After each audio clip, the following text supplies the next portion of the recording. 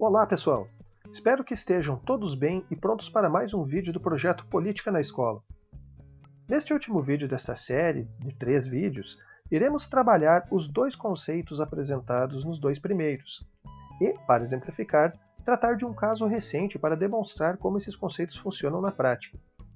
Pois bem, afinal, depois de toda essa conversa que tivemos nos primeiros 2 vídeos, o que significa dizer que o Brasil é uma república federativa?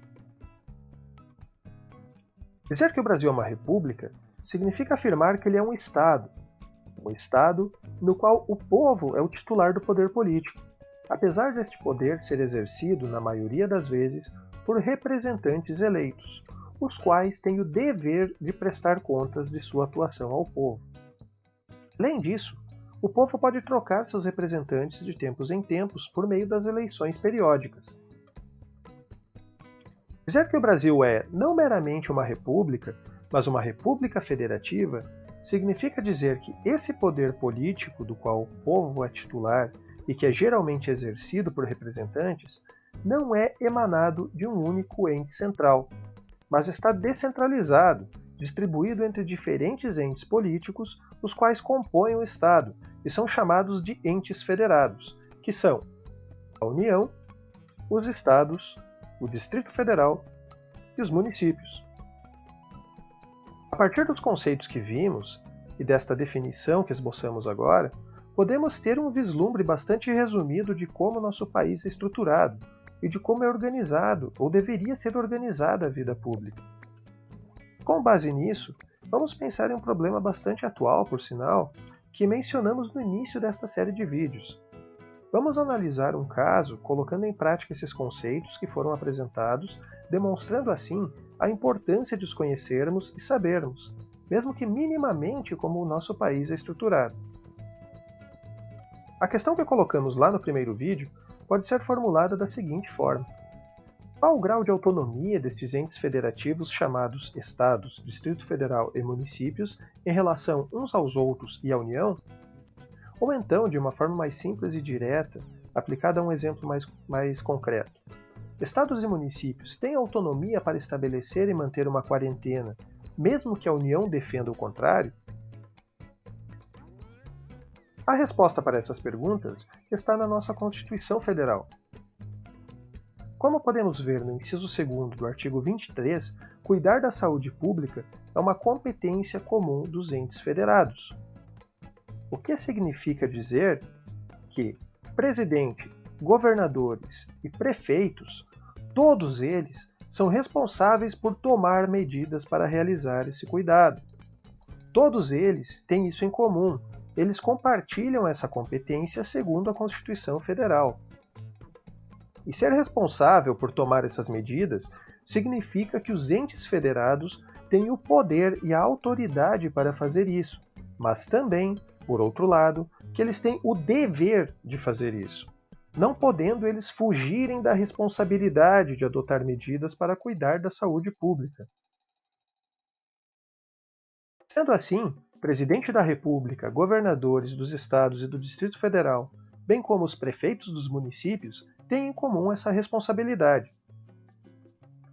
Em outro artigo da Constituição Federal, fala-se da competência para legislar, ou seja, para criar leis. De acordo com o artigo 24, criar leis para proteger e defender a saúde é uma competência concorrente da União, dos Estados e do Distrito Federal. O que significa que todos esses entes citados podem criar leis sobre o assunto. Mas então quer dizer que, segundo a Constituição Federal, é possível termos uma lei criada pela União e uma lei estadual criada por um Estado que estabeleçam normas que se contradizem? Se for assim, qual devemos obedecer?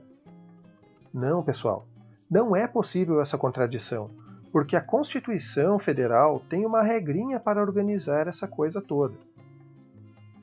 Ela nos diz, no parágrafo 1º do artigo 24, que a União tem competência apenas para estabelecer as normas gerais a respeito de um assunto, que no nosso caso é a proteção e defesa da saúde. Sendo assim, sobra uma boa margem para os estados criarem suas leis, que irão então suplementar a lei federal conforme o parágrafo 2º da mesma lei. Os estados podem, então, criar normas específicas, levando em consideração as especificidades de cada estado e região para proteger e defender a saúde. Ao criar essas normas específicas, os estados não podem contrariar as normas gerais estabelecidas na lei federal. Agora, se a União não criar uma lei estabelecendo as normas gerais sobre o assunto, o que ocorre? Em uma situação como essa, prevista no parágrafo 3º da Lei 24, os estados podem criar uma legislação mesmo que não haja nenhuma lei geral atribuída pela União, exercendo assim competência legislativa plena. Mas se o Estado criar a lei exercendo essa competência legislativa plena, e não apenas suplementar, e a União vier posteriormente a criar uma lei estabelecendo normas gerais sobre o assunto, então ficará suspensa a eficácia das partes da lei estadual que forem contrárias à lei federal que surgiu depois dela. Mas afinal, os municípios como ficam nessa história? Os municípios, por sua vez, devem complementar a lei geral e as leis de seus respectivos estados, levando em consideração as peculiaridades locais. É por isso que muitas medidas tomadas em Barracão, Paraná, divergem das medidas tomadas em Dionísio Cerqueira, Santa Catarina.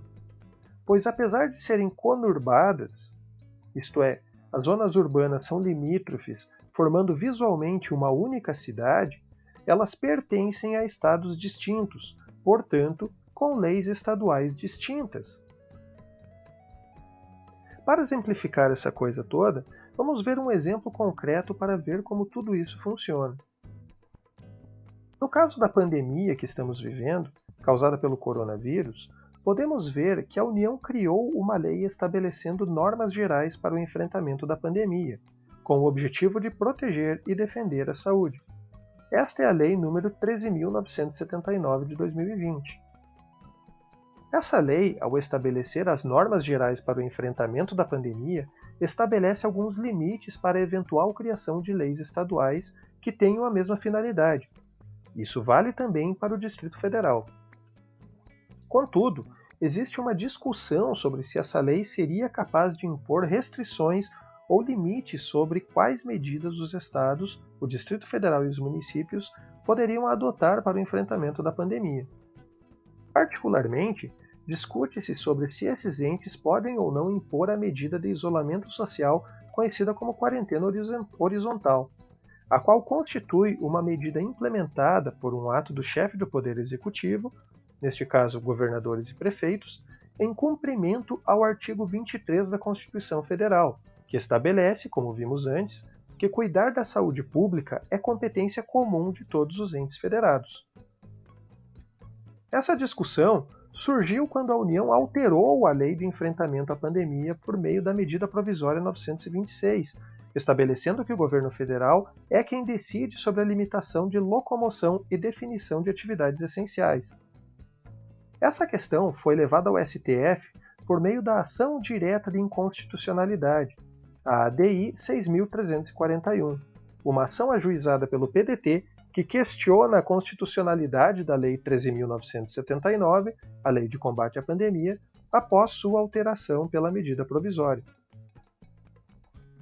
Em sua decisão, o Supremo Tribunal Federal disse que estados e municípios têm autonomia para a prática de atos de combate à Covid-19.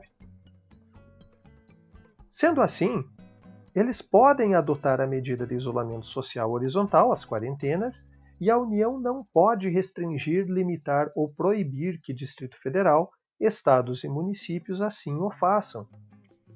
A justificativa para isso está no artigo 23 da Constituição Federal, que estabelece que é competência comum de todos os entes federados cuidar da saúde pública. Se você quiser, pode conferir a decisão do STF consultando diretamente o site do tribunal, cujo link está na descrição deste vídeo. Você também pode conferir o vídeo do professor Ubirajara Casado, explicando essa decisão. Também colocamos o link na descrição do vídeo. Uma das premissas do STF em sua decisão foi justamente o fato de que o Brasil é uma federação, na qual, como já vimos em nossos vídeos, os entes federados possuem autonomia nos limites da Constituição Federal. É preciso salientar também que vivemos em uma república, na qual os poderes exercidos por nossos governantes não emanam deles próprios, mas sim do povo. O governo deve ser do povo e para o povo. Por isso, os governantes devem prestar conta de seus atos e devemos cobrá-los para que o governo funcione para o povo. Assim terminamos nosso terceiro vídeo da série, explicando o que significa dizer que o Brasil é uma república federativa. Esperamos que esses vídeos tenham sido instrutivos e que tenham esclarecido minimamente o entendimento de vocês sobre uma pequena parte do funcionamento do Estado brasileiro. Aqui vocês encontram as referências utilizadas para a criação desse material, lembrando sempre que essa é uma apresentação bastante resumida e que exige mais estudo e pesquisa para ser mais aprofundada. Fica as referências para vocês consultarem. E se você gostou dos nossos vídeos, acompanhe o nosso canal. Sempre traremos novidades buscando trazer informações pertinentes sobre a estrutura e funcionamento do Estado brasileiro. Muito obrigado por assistir nossos vídeos e até a próxima!